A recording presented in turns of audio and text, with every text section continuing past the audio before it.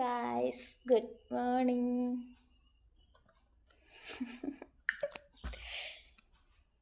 പിന്നെ എന്തുണ്ട് വിശേഷം എല്ലാവർക്കും? ഞാൻ രാവിലെ എഴുന്നേറ്റപ്പം 7:30 പിന്നെ പല്ല് തേച്ചിട്ടില്ല. ഇനിയും പിന്നെ ചോറ് എടുത്തു കൊടുത്തു. പിന്നെ പൂരി ഉണ്ടായിരുന്നു, അത് ഹാഫ് കുക്ക്ഡ് പാക്കറ്റ് അതുണ്ടാക്കി അത് കഴിച്ചിട്ട് ഡോല് പോയി. ഇനിയും ഇവിടെ കുറച്ച് പണിയുണ്ട്, അത് കാണാം നമുക്ക്. ഓക്കെ, പിന്നെ റൂമിലോട്ട് ചെന്നപ്പം കുഞ്ഞ് എണീക്കാൻ വേണ്ടിയുള്ള തയ്യാറെടുപ്പിലാണ്. കരയുന്നുണ്ടായിരുന്നു. ഞാൻ ചെന്നപ്പോഴത്തേക്കും എന്താണ്ട് ഉറങ്ങുന്ന പോലെ കാണിച്ചു. എണീക്കാൻ വേണ്ടി ഉള്ള തയ്യാറെടുപ്പാണ്. പിന്നെ ഞാനപ്പോഴത്ത് എണീക്കുന്നതിന് മുമ്പ് ബെഡ്ഷീറ്റൊക്കെ ഒന്ന് മടക്കി വെക്കുക. അന്ന് രാവിലെ എണീറ്റ് അടുക്കളയിലോട്ട് പോകുമായിരുന്നല്ലോ. എണീറ്റപ്പോൾ തന്നെ താമസിച്ചായിരുന്നു. അപ്പോൾ പിന്നെ ബെഡ്ഷീറ്റൊന്നും മടക്കാനൊന്നും പറ്റിയില്ല, സമയം കിട്ടിയില്ലായിരുന്നു. ഇപ്പോൾ ജോലിയെല്ലാം കഴിഞ്ഞില്ല, ഇനിയാണ് ജോലി കിടക്കുന്നത്. അപ്പം ബെഡ്ഷീറ്റ് മടക്കി കഴിഞ്ഞ് കുഞ്ഞി അപ്പം വേണ്ട ആ നെറ്റ് ബെഡിൽ കിടന്ന് എണീക്കാൻ വേണ്ടി അങ്ങോട്ടും ഇങ്ങോട്ടുമൊക്കെ ചവിട്ടുന്നുണ്ട്.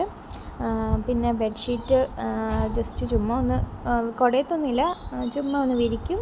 നമ്മൾ പുതയ്ക്കുന്ന പുതപ്പ് 2 ഉണ്ടായിരുന്നു, അതെടുത്ത് മടക്കി വെച്ചാൽ. പിന്നെ കുഞ്ഞിയുടെ ഡ്രൈ ഷീറ്റും കുഞ്ഞിയുടെ വൈകുന്നേരം നമ്മൾ മറ്റേ ഫുള്ള് ഡ്രസ്സ് പോലെ റോംബറോ, ഇതിന് റോംബർ എന്നാണ് തോന്നുന്നത്. അപ്പോഴത്തേക്കും കുഞ്ഞ് കരയാൻ തുടങ്ങി. കുഞ്ഞി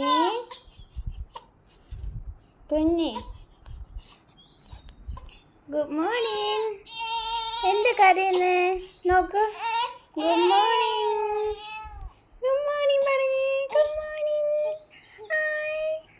good morning, hi. Good morning തുഞ്ഞു. Good morning, hi. Good morning.